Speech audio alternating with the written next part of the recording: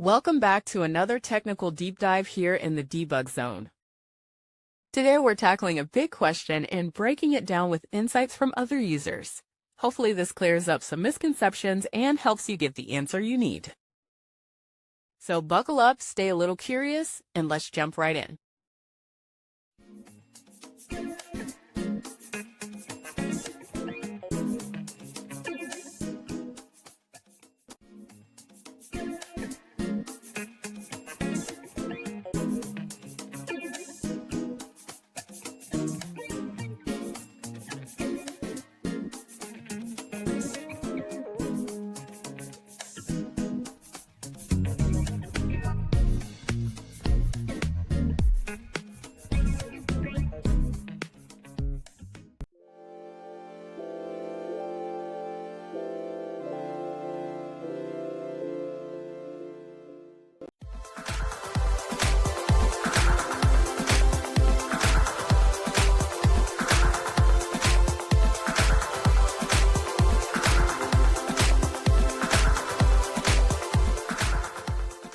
And that's a wrap.